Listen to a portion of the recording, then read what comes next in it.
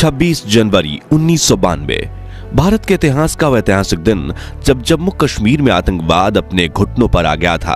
जब आतंकवादियों से जान की धमकी मिलने के बावजूद आज के पीएम मोदी ने श्रीनगर के लाल चौक में तिरंगा फहराया था और जब पाकिस्तान को भारत ने अपनी ताकत की झलक दिखाई थी, उस वक्त नरेंद्र मोदी ने अपने भाषण में ये कहा था, 26 जनवरी को परसों, अब चंद घंटे बाकी हैं, लाल चौक में फैसला हो जाएगा किसने अपनी मां का दूध पिया। तो आखिर कैसे ओपोजिशन पार्टी के आम कार्यकर्ता होने के बावजूद उस वक्त नरेंद्र मोदी ने जम्मू कश्मीर में आतंकवाद को मुंहतोड़ जवाब दिया था। उसी साल टेंट में विराजित रामलल्ला के सामने उन्होंने कौन सी प्रतिज्ञा ली थी और जब वो आध्यात्म की तलाश में हिमालय गए थे तब उनके गुरुजी ने उन्हें कौन सा मंत्र दिया था, जानेंगे इस वीडियो में। लेकिन उससे पहले नए दर्शक जल्दी से चैनल को सब्सक्राइब कर दीजिए। दरअसल साल 1992 में जम्मू कश्मीर में आतंकवाद अपने चरम पर था। तभी बीजेपी के वरिष्ठ नेता मुरली मनोहर जोशी ने ऐलान किया कि वो श्रीनगर के लाल चौक पर भारत का तिरंगा फहराएंगे, जिसके लिए कन्याकुमारी से कश्मीर तक एकता यात्रा निकाली गई थी। लेकिन साथियों, आतंकवादियों ने इस रैली में शामिल होने वाले नेताओं को जान की धमकी दी थी।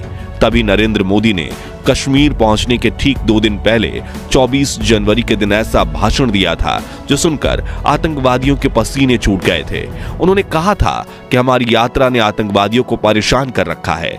लाल चौक में पोस्टर्स लगाए हैं, दीवारों पर लिखा है, जिन्होंने अपनी मां का दूध पिया है वो श्रीनगर के लाल चौक आए, आकर भारत का तिरंगा झंडा फहराएं।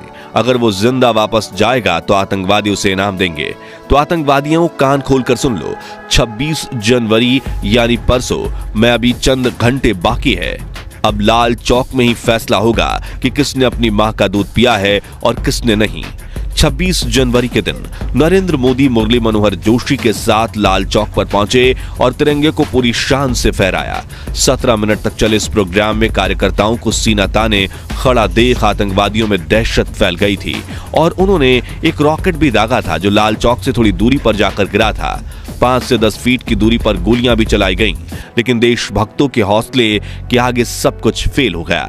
ऐसे ही और कई किस्से भी हैं जिसमें पीएम मोदी ने देश के दुश्मनों को खुलेआम चुनौती दे डाली थी। लेकिन साथियों, क्वेश्चन ये है कि नरेंद्र मोदी के दिल में देश के लिए इतना प्यार और सम्मान जागा कैसे? क्यों वो देश के लिए मर मिटने के लिए तैयार हो गए थे? आइए जानते हैं पीएम मोदी के जीवन से जुड़ी कुछ अनसुनी कहानियों के जरिए। नरेंद्र मोदी आजाद भारत में जन्मे देश के पहले प्रधानमंत्री हैं। उनका जन्म 17 सितंबर 1950 के दिन गुजरात के मेहसाणा जिले के वडनगर गांव में एक गरीब परिवार में हुआ। उनकी मां का नाम था हीराबेन मोदी और पिता का नाम दामोदर दास मूलचंद मोदी। नरेंद्र मोदी अपने 6 भाई बहनों में तीसरे नंबर पर थे। वे बताते हैं कि बचपन में उनके पिताजी वडनगर रेलवे स्टेशन पर चाय का एक छोटा सा स्टॉल लगाया करते थे और नरेंद्र इस स्टॉल पर अपने पिताजी की मदद किया करते थे, जहां वो ट्रेन के डब्बों में जाकर चाय बेचा करते थे। उनके बारे में लिखने वाले बताते हैं कि मोदी जी बचपन से ही पढ़ाई में एवरेज स्टूडेंट थे, लेकिन उन्हें स्कूल के नाटकों में हिस्सा लेना काफी पसंद था। भले ही उनकी जेब खाली हो, लेकिन उनका दिल और दिमाग हिम्मत और साहस से भरपूर रहता था। मोदी जी बताते हैं कि उनके स्कूल के पास एक झील हुआ करती थी जिसमें वो अक्सर खेलने जाया करते थे। एक बार उन्हें वहां मगरमच्छ का बच्चा मिला जिसको बहुत बहादुरी से उठाकर वो घर ले आए, लेकिन मां हीराबेन के समझाने पर उन्होंने उसको वापस झील में छोड़ दिया। खेलकूद के अलावा वो इतिहास पढ़ने का बहुत शौक रखते थे, इसलिए वो लाइब्रेरी जाकर कई साल पुराने अखबार और देश के इतिहास से जुड़ी किताबें पढ़ते थे। इसके अलावा वो स्वामी विवेकानंद जी से काफी प्रेरित थे, इसलिए वो उनकी सभी किताबें पढ़ा करते थे। महज 8 साल की उम्र में अपने हिंदी टीचर चंद्रकांत दवे से प्रभावित होकर मोदी आरएसएस में जाने लगे। वहां उनकी मुलाकात एक ऐसे व्यक्ति से हुई जिसके लिए वो झाड़ू लगाने से लेकर कपड़े धोने तक का काम करने लगे। उस व्यक्ति का नाम था लक्ष्मण राव ईमानदार, जिन्हें सभी वकील साहब कहकर बुलाते थे। उनकी मोदी जी पर सबसे अधिक छाप थी। नरेंद्र मोदी को बचपन से ही अच्छे कपड़े पहनने का शौक था। हालांकि वो कभी महंगे कपड़े नहीं खरीदते, लेकिन साफ सुथरा रहना उनकी खूबी थी। उनका स्टाइल बचपन से ही काफी अलग रहा। वो कभी बाल बढ़ाते थे तो कभी बड़ी मूंछ रखते थे, कभी सरदार के गेटअप में आ जाते थे। कोई भी चीज आपको ऐसे नजर नहीं आएगी जिसमें सादगी ना हो। अच्छे तरीके से रहना, गंदे रहना, जूतों का पॉलिश नहीं किया है, कुर्ता ऐसा है, उसका मेरे आदत नहीं, मैं बचपन से आदत नहीं है। लेकिन मुझे नहीं लगता है कि मैंने कभी कोई महंगी चीज परचेज की है, कभी नहीं। मेरे शरीर पे कोई महंगी चीज नहीं पड़ती है, लेकिन मैं साफ सुथरा, धोया हुआ, प्रेस किया हुआ पहनना। 12 वर्षीय नरेंद्र मोदी के दिल में देशभक्ति तब जाग उठी जब 1962 में भारत और चीन के बीच भयंकर युद्ध छिड़ गया था, जिसमें भारत की हार ने 12 साल के नरेंद्र मोदी को झकझोर कर रख दिया और उन्होंने देश की सेवा करने के लिए सेना में भर्ती होने की ठान ली। मगर पैसों की कमी होने की वजह से वो आर्मी स्कूल तो नहीं जा पाए, लेकिन उन्होंने एनसीसी ज्वाइन कर ली। फिर 1965 में हुई इंडो पाक जंग के दौरान उन्होंने भारतीय सैनिकों की काफी सेवा की थी। दरअसल जब भी वडनगर स्टेशन पर सैनिकों से भरी ट्रेन आती थी तो मोदी जी उन्हें चाय और खाना पहुंचाया करते थे। बचपन से ही स्वामी विवेकानंद को अपनी प्रेरक मानने वाले नरेंद्र मोदी 1967 में अपना पारिवारिक जीवन त्याग कर स्वामी विवेकानंद की दीक्षा लेने दीक्षा मठ जा पहुंचे, लेकिन उन्हें वहां दीक्षा नहीं दी गई क्योंकि रामकृष्ण मिशन का सन्यासी बनने के लिए उनका ग्रेजुएट होना जरूरी था। वो नहीं थे, मगर दुखी होने के बजाय वो आध्यात्म की तलाश में हिमालय जा पहुंचे, जहां उनके साथ कुछ ऐसा हुआ जिसकी बदौलत ही आज मोदी प्रधानमंत्री हैं। कहा जाता है कि हिमालय की घाटियों में नरेंद्र मोदी को एक साधु मिले थे, जिनके शिष्य बनकर उन्होंने तपस्या करना शुरू किया। इसके साथ भगवा वस्त्र और कमंडल लेकर इन्होंने कई राज्यों में यात्रा करना शुरू किया। इसी बीच एक दिन इनके गुरुदेव ने इन्हें बुलाया और कहा कि बालक नरेंद्र, तुम कर क्या रहे हो? नरेंद्र कुछ समझ नहीं पाए। तभी गुरुजी बोले, तुम्हारे पास 2 रास्ते हैं। अगर तुम तपस्या करो और तपस्वी जीवन जियो तो तुम ऋषि बन जाओगे, लेकिन नियति ने तुम्हें दूसरी चीज के लिए चुना है, जिसके लिए तुम इस दुनिया को त्याग कर फिर संसारिक जीवन में आ जाओ, जहां तुम राज ऋषि कहलाओगे। इसलिए वो पहले केदारनाथ, फिर से दिल्ली, राजस्थान और राजकोट से होते हुए वडनगर में वापस आए और कुछ दिन परिवार के साथ रहकर फिर अहमदाबाद आ गए।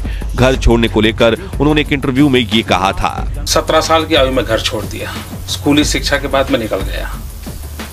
वो तब से लेकर के आज तक मैं भटक रहा हूँ नई चीजें पाने के लिए। जहां उन्होंने चाय के कैंटीन में काम करने के साथ आरएसएस ज्वाइन कर लिया और एक प्रचारक के रूप में काम करना शुरू किया। फिर 1975 में जब इंदिरा गांधी ने कई राजनीतिक कारणों की वजह से राज्य में आपातकाल लगा लिया था, उस वक्त भी मोदी जी सरदार के रूप में पुलिस से छुपकर सरकार की नीतियों का विरोध करते रहे। साल 1985 में नरेंद्र मोदी ने बीजेपी में आधिकारिक एंट्री ली और पार्टी के प्रचार प्रसार में जुड़ गए। लाल कृष्ण आडवाणी को मोदी जी का राजनीतिक गुरु माना जाता है। 90 के दशक में जब मोदी जी ने आडवाणी की सोमनाथ से अयोध्या यात्रा में बड़ी भूमिका निभाई, उस वक्त अयोध्या में एक घटना हुई जिसके बारे में काफी कम लोग जानते हैं। बताया जाता है कि 1992 में नरेंद्र मोदी अपने 2-4 साथियों के साथ नंगे पांव अयोध्या में रामलल्ला के टेंट में पहुंचे, जहां प्रभु श्री राम को कड़ी तपस्या करते हुए देख वो काफी भावुक हो गए। उस वक्त उन्होंने भगवान राम की सौगंध खाते हुए प्रतिज्ञा ली थी कि मैं दोबारा आपके दर्शन करने तभी आऊंगा जब आप भव्य मंदिर में विराजमान हो जाएंगे। इस बात को 32 साल हो गए, लोग भूल गए, लेकिन नरेंद्र मोदी नहीं।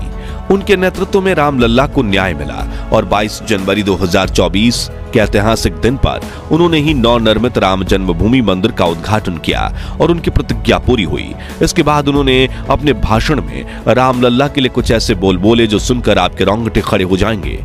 राम भारत की आस्था है, राम भारत का आधार है, राम भारत का विचार है, राम भारत का विधान है, राम भारत की चेतना है, राम भारत का चिंतन है, राम भारत की प्रतिष्ठा है, राम भारत का प्रताप है, राम प्रवाह है, राम प्रभाव है, राम नेति भी है, राम नीति भी है, राम नित्यता भी है, राम निरंतरता भी है, राम विभु है, विशद है, राम व्यापक है, विश्व है, विश्वात्मा है।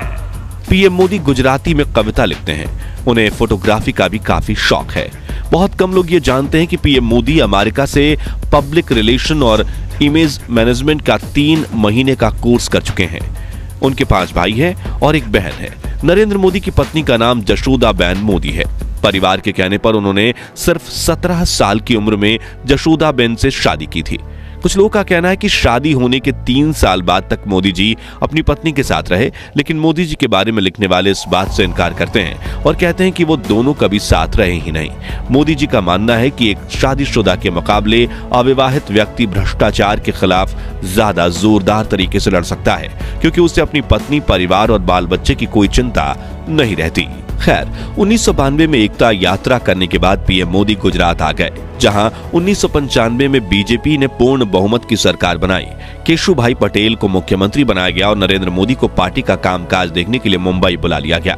1998 में गुजरात में फिर चुनाव हुए और बीजेपी की सत्ता में वापसी हुई, लेकिन केशुभाई अब काफी बीमार रहने लगे थे।